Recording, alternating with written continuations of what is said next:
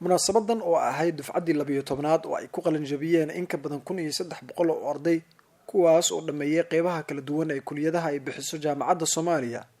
oo kamid ah jaamacadaha ku yaala magaalada Muqdisho iyo gobolada dalka waxaa xafladda ka soo qayb galay maamulka sare ee jaamacadda Soomaaliya mas'uuliyiin ka tirsan dawladda Soomaaliya oo uu kamid yahay gudoomiyaha aqalka sare ee dalka gudoomiyaha gobolka Banaadir wasiirro iyo marti sharaf kale gudoomiyaha golaha sare ee jaamacadda Soomaaliya Maxamed Macalin oo hadal ka jeediyay xafladda ayaa ugu horeyn u hambalyeeyay ardayda qalin jabisay waxaana uu sheegay in talaabadan ay dad badan u xaqiijinayso in waxbarasho heer sare ah dalka ay ka jirto isla markaana ay u taagan yihiin soo saarista aqoon-yahano Soomaaliyeed sida aad ogtiin jaamacadda Soomaaliya higsigeeda meesha ay ka soo bilowday waxay ku fakaraysay markasto inay soo gaarto maanta oo kale oo ardada inta leeg ay ka qalin jabinayaan ardada intaas leeg ay ka qalin jabinayaan jaamacadda way soo gaartay higsigeedii qaybteedii koobaad jaamacaddu waxay ku dadaalaysaa inay tayeyso waxbarashada sida laga dhawaajiyay wasaaraddu ay ka dhawaajisay guddiga jaamacaduhu ay ka dhawaajiyeen jaamacadda Soomaaliya waxay u istaagtay inay tayeyso waxbarashada sare ee Soomaaliya inay ka qayb qaadato tayeynteeda arintaas waxaa marqaati u ah in la dhammaystiray dhammaan agabkii waxbarashada haday ahaan lahaayeen qalabka caafimaadka haday ahaan lahayd isbitaalka haday ahaan lahayd muxuu ahaa civil engineering-ka qaybta dhismaha iyo cabiraadda haday ahaan lahayd muxuu ahaa computer engineering dhammaan wixii looga baahnaa in wax lagu barto maanta waxaan cadeynayaa u sheegayaa xubnaha dawladda ka socda iyo dhammaan martida meeshaan isugu timid inay u dhammaystiran yihiin wax alla wixii ay u baahnaayeen inay wax ku bartaan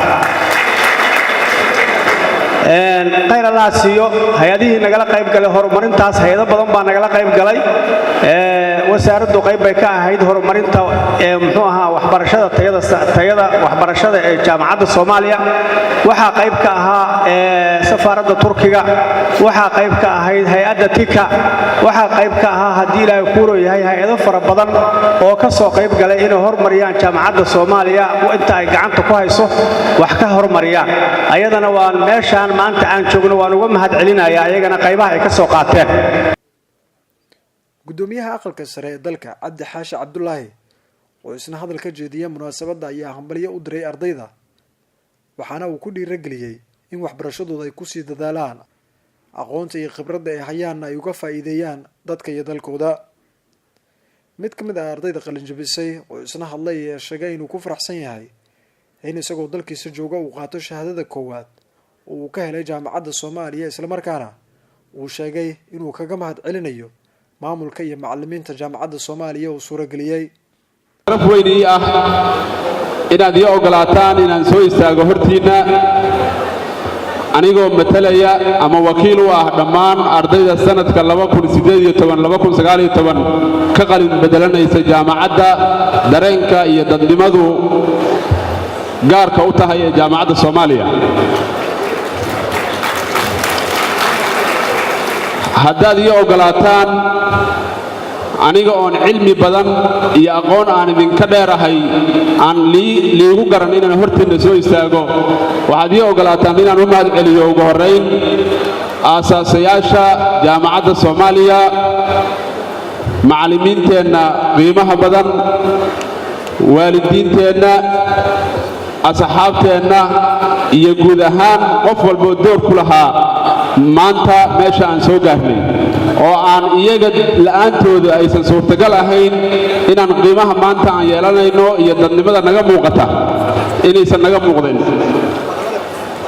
waxaan leeyahay maamulka iyo madaxda jaamacadda Soomaaliya waxaad xirteen xabsiyo badan oo haddii aanan intaan iyo intii ka horreysay aysan soo bixi lahayn suurtagal noqon lahayd inay dhallinyaradaasi ama ay tahriibaan oo xabsiyo dibadda ay ku baaba'aan ama ay iyagu gaangiisar noqdaanoo xabsiyada waddanka gudihiisa ay galaan marka waxaad ilaahay subxaanahu wa tacaala sababin kaga dhigay inaad xirtaan xabsiyo fara badan oo dhallinyaradaanu ay aadi lahayd ama tahriibayaal noqon lahaayeen waxaad kaloo la dagaalanteen shaqo la'aan waxaan aaminsanahay markii laga tago ubadka Soomaaliyeed ee soo barbaarinaysaan inaad shaqo abuur u noqoteen qoysas badan oo Soomaaliyeed oo maanta Ilaahay subxaanahu wa ta'ala sababtiina uu ku irsaaqay. ugu dambeyn gunaanadka xafladda waxaa shahaadooyin la guddoonsiiyey qaar ka mid ah ardayda qalin jabisay kuwaas oo guddoon sharafeed kaga qaatay shahaadooyinka madaxda kuwaas oo guddoon sharafeed kaga qaatay shahaadooyinka madaxda xafladda kasoo qayb gashay. maxamed bishaar bare jaamac goobjoog muqdisho.